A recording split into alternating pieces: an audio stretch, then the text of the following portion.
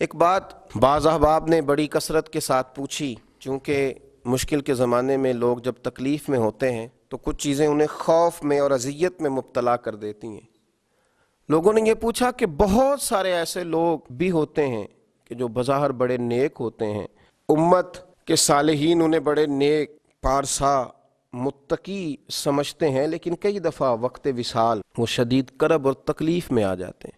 تو کیا ہر برا آدمی ہی تکلیف میں آتا ہے؟ یاد رکھیں، اس میں کوئی شک نہیں کہ انما الاعمال بالخواتیم، اعمال کا دار و مدار ان کے خاتمے پر ہے، لیکن یہ ضروری نہیں ہے کہ کسی شخص کا انتقال کسی تکلیف میں ہو تو یہ ضروری نہیں کہ وہ برا شخص ہی ہو۔ بہت سارے شہداء جنہیں کافروں نے پکڑ لیا تھا اور پکڑ کر کے ان کو جلا ہی ڈالا تھا، تو کیا وہ برے لوگ تھے؟ وہ جو اصحاب الاخدود ہیں، جن لوگوں کو کھائی کے اندر کاٹ کر پھینک دیا گیا تھا، تو کیا وہ برے لوگ تھے؟ جناب آسیہ کو جو بڑی سخت اذیتیں دے کے شہید کیا گیا، تو کیا وہ معاذ اللہ بری تھیں؟ تو یاد رکھ لیں کہ بہت سارے لوگ ایسے ہوتے ہیں۔ کیا لوگوں کو وہ وقت بھول گیا ہے کہ جناب سیدنا امیر حمزہ رضی اللہ تعالیٰ عنہ کی آنکھیں کاٹ دی گئی تھیں، ان کی زبان کاٹ ڈالی گئی تھی، ہونٹ کاٹ دیے گئے تھے، ان کا کلیجہ نکال لیا گیا تھا،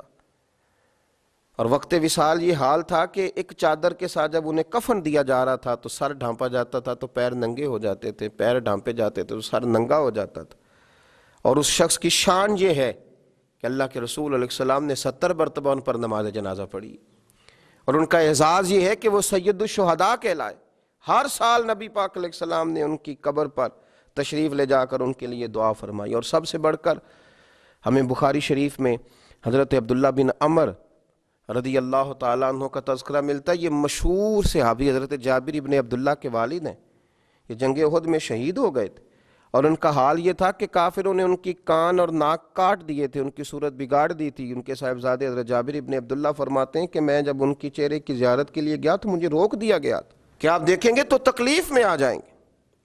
لیکن ان کا اعزاز یہ تھا کہ انہوں نے ایک رات پہلے ہی، آپ بخاری شریف دیکھیے، حضرت سیدنا عبداللہ نے اپنے بیٹے جناب جابر ابن عبداللہ سے فرمایا تھا، بیٹا احد کے میدان میں بیٹا صبح سب سے پہلے مجھے شہید کیا جائے گا۔ ایک دن پہلے بتا رہے ہیں، یہ شان ہے ان کے غلاموں کی، تو پھر سرکار کا عالم کیا ہوگا؟ مجھے رات کو کہہ رہے ہیں مجھے سب سے پہلے شہید کیا جائے گا، اور فرمایا بیٹا اپنی بہنوں کا خیال رکھنا۔ ان کی بیٹیاں زیادہ تھیں، تو حضرت سیدنا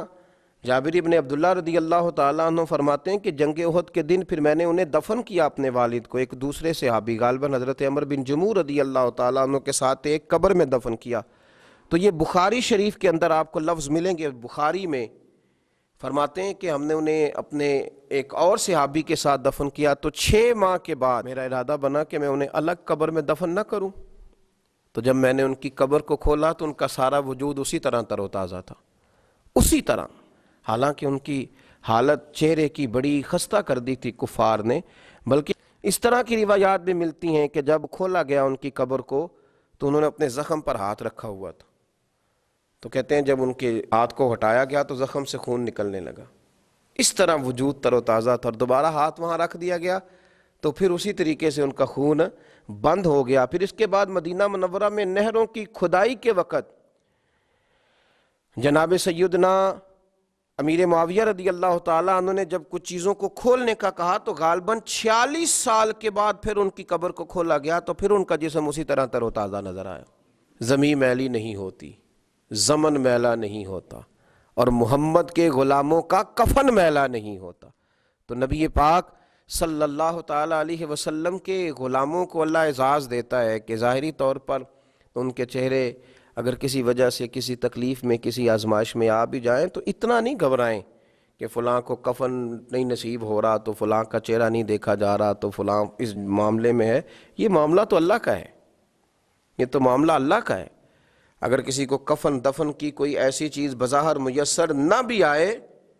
تو یہ آپ شک نہیں کر سکتے کہ اسے جنت میسر نہیں آئی، کیونکہ جنت اللہ کا فضل ہے اور وہ اپنے بندوں کو عطا فرماتا ہے۔ تو بہت سارے صالحین، بہت سارے نیک لوگ ایسے تھے، لیکن لوگ حادثات میں چلے جاتے،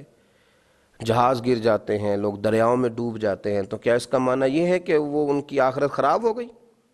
ہم اور آپ کون ہوتے ہیں یہ فیصلہ کرنے والے؟ یہ فیصلے میرے رب کریم کے ہاتھ میں ہیں۔ مسلمانوں کے بارے میں اچھا گمان رکھیں